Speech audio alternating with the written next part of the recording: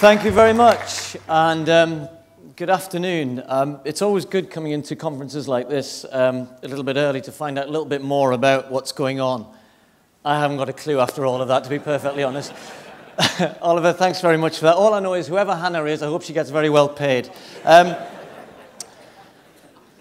And I'm well aware of time, and just looking around the audience, I know that many of you want to dash off for your lunchtime run or get to the gym, etc., and so I won't be hopefully too long. But I just wanted to take some time to chat to you a little bit about next year, really, the Olympic Games. Some of you may or may not know, I'm an Olympic ambassador for Atos, who are worldwide IT partner with the IOC, the Olympic Games, Paralympics, Winter Olympics as well, have been for quite a while. And next year is going to be a fantastic opportunity for the UK, not only for our athletes and for those who are taking part, but for businesses in the UK and indeed abroad to showcase their skills, if you like, as well. And the Olympic Games are essentially about, the sport that's happening, 26 different sports, 300 events or so happening in a fairly short window of time, 2.5 weeks or so. And then, of course, the Paralympics just a couple of weeks after that. The biggest sports event on Earth, if not one of the biggest events that ever happened.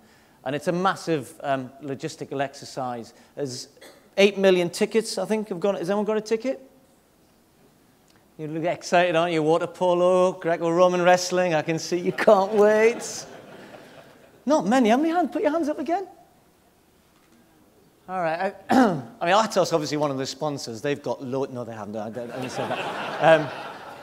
Actually, I've got a mate. I used to run against this bloke. He's got something to do with the Olympics. I'll have a word with him afterwards if you come and see me.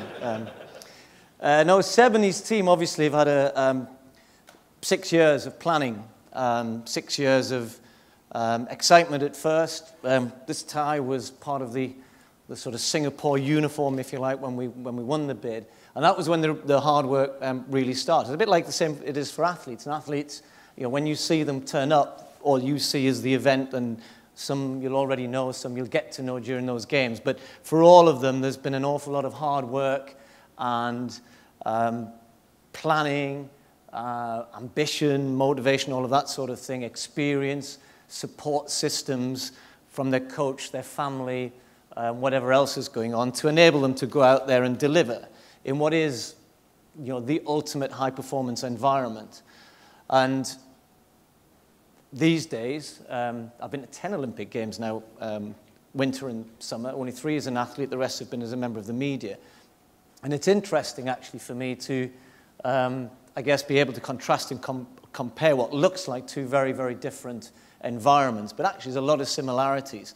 And as I've understood, sitting in my role in a commentary position, we have the same things, a lot of planning, a lot of logistics, a lot of support people that you're never going to see, cameraman, sound man, all sorts of, you hear my voice or you'll see the presenter, etc. But the program is put together by literally hundreds, if not thousands of people. And indeed the games and the paraphernalia that we use as part of that broadcast is important, and that's where Atos come in. Atos are a crucial part of that delivery, if you like. And it's important, as I said, for me to kind of just take a little bit of time, I think, to hopefully give you a little bit of a flavour of where we've come from, if you like, and what the Games is actually delivering in 2012. If you go back to my days as an athlete, I mean, even as athletes, we didn't have that much technology, really, to be fair. I got excited when you remember Tupperware, when that came out, keep my sandwiches fresh. Because I used to take food when I was running Poland and Russia and places like that. You're laughing. Things like that were, all right, and keep me sandwiches for 4 days, and they don't go off. There wasn't a lot of technology. There was a little bit in, running shoes started to happen, things, running tracks, etc.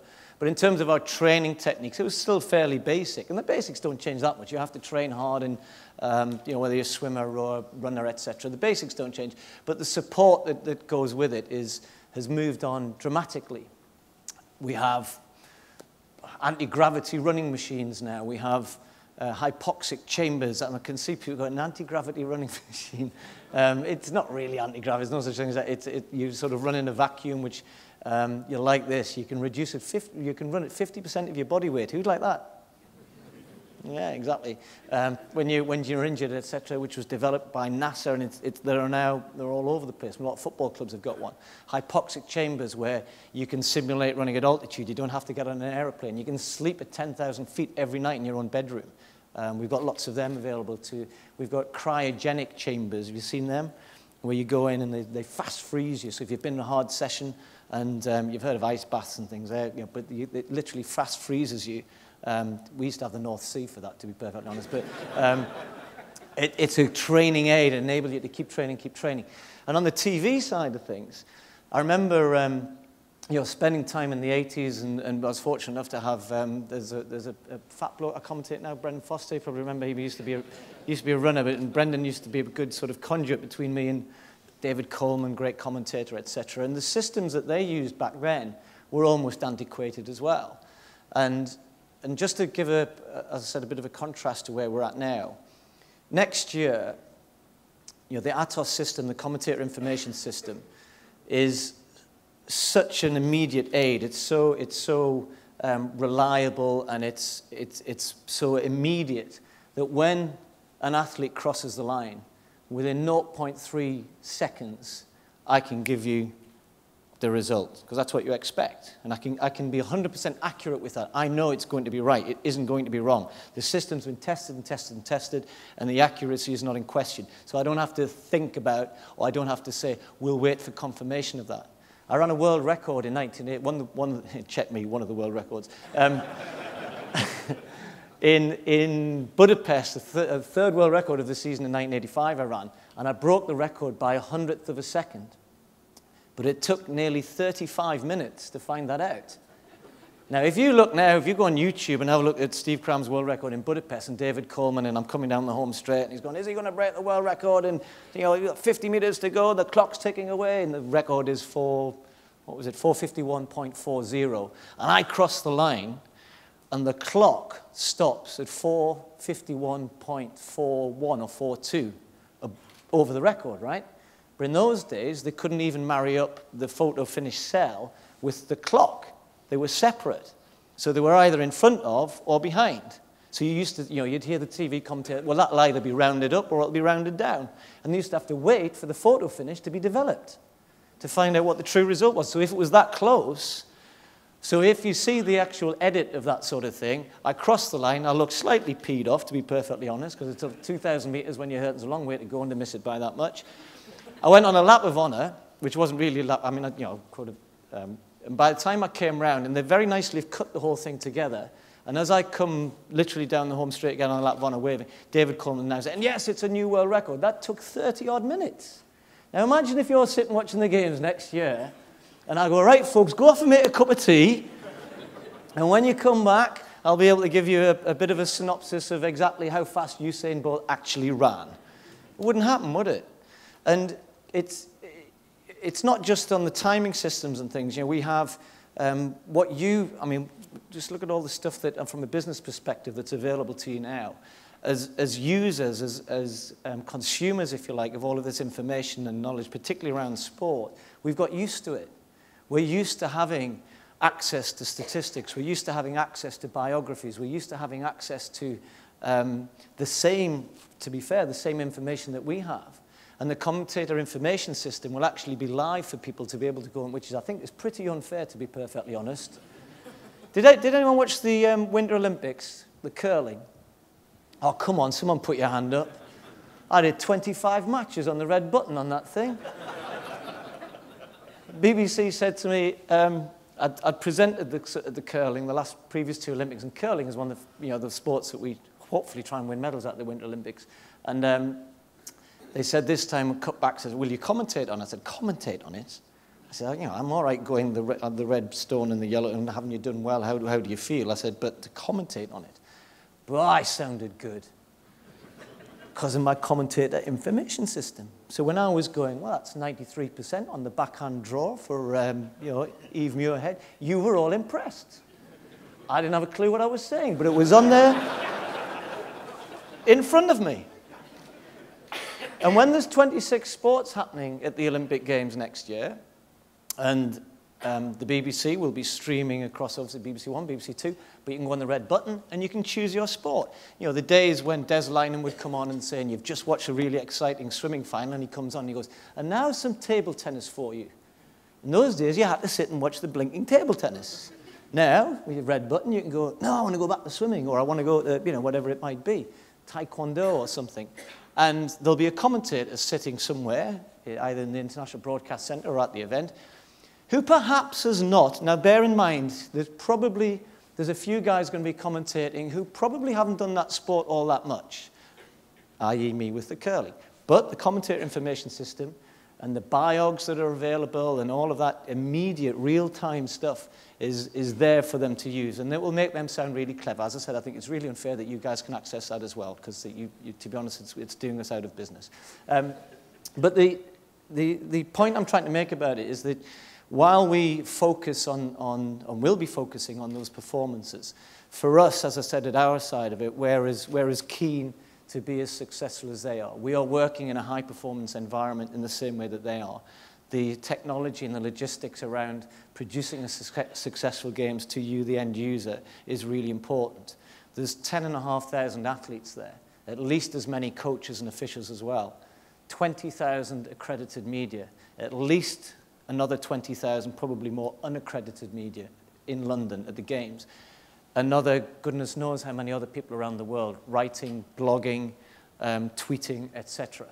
All of them, and all members of the public, will be able immediately to access all of those results, all of the same systems that we're using. You could be sitting in a venue, to be perfectly honest, where you might be able to get on, if you can get online quickly on your handheld, whatever it is that you're going to use, and access the website, which will be telling you who the fastest loser was from the previous swimming heat before it might even come up on the scoreboard. And it's that immediacy and that sort of access that we're all expecting and demanding now. And it's part and parcel of what we're trying to deliver next year in 2012. While I sit in my seat, it's not, you know, it's not a, for a lot of people, and you know, it's a privileged position. I'm absolutely delighted to be there. I know where I'd rather be. I'd rather be on the track, to be perfectly honest, because that's where the real business is. And we shouldn't lose sight of that, despite everything that's going on and how we'll measure the success of the Games. At the end of the day, it is about the athletes, the swimmers, the rowers, the judo players, the hockey players, whatever. It's about them delivering at their end. But what we have to do, and what all of these systems do, is to make sure that we get it right. Because the margins are tiny. And the margins are such, probably margins, and maybe in the business you're in, you know, are very, very small. And the difference between success and failure can be tiny. But in Olympic sport, it is literally a gold medal changes somebody's life forever. And you win gold medals by the tiniest of margins. If you go back to 2004, Kelly Holmes in the women's 800, oh, cool, it wouldn't be in the men's, would it? Kelly Holmes in the 800 meters, their first gold medal. Chris Hoy in his 1 kilometer time trial. And the first rowing gold medal. Those 3 gold medals, their combined winning time, so the winning time for each of them added together was 0.14 of a second. That's that. 3 gold medals won in the time it takes you to clap your hands. And imagine if we weren't measuring that right. Michael Phelps in Beijing. Was it 8 gold medals he won? I've forgotten. 8, wasn't it? And the one event that he nearly lost, and he, with literally 3-4 meters to go, he was in second place. And at the very, very last moment, even the commentators initially were saying that he hadn't won it. And as he reached out and he just touched the pad, and he won by 100th of a second. Now that 100th of a second in athletics is about that much at the speed I go. At the speed they were going in swimming, it's less than a centimeter. It's about 8 millimeters at the speed they're going. 8 millimeters. And imagine if we couldn't measure that properly. Imagine if the timing system was a little bit off. That's what you rely on. That's what those guys are dependent upon. They don't question it. They accept it now. They accept the technology and the ability for that technology to be tried and tested and proven to be 100% accurate. So when they do disqualify Usain Bolt again for a false start, wouldn't that be fun? It will be right. And it'll be right because the technology is trusted, and the technology has been in place for a good period of time now and has been tested and put to the test and is operating at a high performance level that is every bit as gold medal-esque, if you like, as the athletes are. We are going to have a great games. Part of my job today, I want to really enthuse you about the games. For those of you who haven't got tickets yet, I can tell you that the women's football qualifying match at Coventry Stadium still has about 80,000 tickets available. Mind you, any football match at Coventry. No, there's probably locals here. There are going to be some more tickets coming on available next year. Watch out for them. If there is anybody you know that it can get you access to, I'd implore you, please, please. It is going to be a fantastic, fantastic period next summer for the country and hopefully for British sport. We are going to be very, very successful. There are only... It's amazing how things like this act as a bit of a catalyst, if you like, for all sorts of things. But when we won the bid, we made this almost a collective pact as part of the... a lot of the sports generally used to kind of make their own targets, but for the first time, we really collectively got together as soon as we won the bid and said, what is this going to mean for us? And we put in to government at the time a plea for some extra funding. We have lottery funding around our medal-winning program that was being successful in Sydney. We'd gone from 36th in the medal table in 1996, and if you want to think about a success story, which is about investment and technology and everything else, 36th in the medal table in 1996. Improved to 10th once we started investing in high-performance sport in Sydney. Improved to 9th with more medals in Athens. And then we won the chance to host the games, as I said. And we set a target in 2005 to win twice as many medals as we had won in Athens. So we were going to ramp up through Beijing into London, and that would put us 4th or 5th in the medal table. Then we realized the Aussies were fourth, so we said we definitely want to be 4th. And what happened was, and it's amazing the power of this, we actually finished 4th in Beijing. So we were 4 years ahead of schedule, with a few less medals than we were predicting for 2012. But we finished 4th. Only the USA, Russia, and China, and actually China, then Russia, are ahead of us. And that's just because they're bigger than us. And they do some sports like volleyball that we just don't do. I've got tickets to the beach volleyball final. Only thing I got, by the way. Anyway, but the point I'm trying to make is that we've invested in those people, and we've invested in our systems, and we've invested in the talent and the ability, and the chance for them to showcase that on home soil next year is going to be phenomenal. We will do very, very well. Whether or not we jump up from 4th to 3rd, I'm not so sure, because Russia, there's a bit of a gap between us and Russia. But until, I think, the 3 days to go in Beijing, we were ahead of them. But it'll really depend partly on you guys, partly on the support that we get from British fans. It will be a fantastic summer. If you haven't got a ticket, there are some free events. For goodness sake, get down there. The marathon, the triathlon, some of the road cycling events, and the atmosphere in London. Even if you're there for the day, go in one of the parks where the big screens are on. If you're not even in London, there's going to be screens all over the country where the games are going to be broadcast, obviously, all the time. On your way to work, there'll be crowds of people standing watching a 100-meter heat on a morning, on a lunchtime watching a swimming final, or in the evening watching a boxing final on your way home from work. And you'll be amazed how it grabs the country. You might not realize it yet, but I'm going to tell you that every single games I've been to catches the host city and the host nation by surprise. And everybody gets kind of into it in a way in which they probably never envisaged. I'm going to speak to you later on this evening, hopefully have a little bit more of a chat with you. In the meantime, though, on behalf of Atos and myself, it's been great talking to you this morning, or this afternoon as it is now. Have a great run at lunchtime. And as I said, hopefully you'll enjoy 2012 next year, either there or at least sitting at home listening to people like me, hopefully make it sound like an exciting event. Thanks very much, and see you later on. Thank you.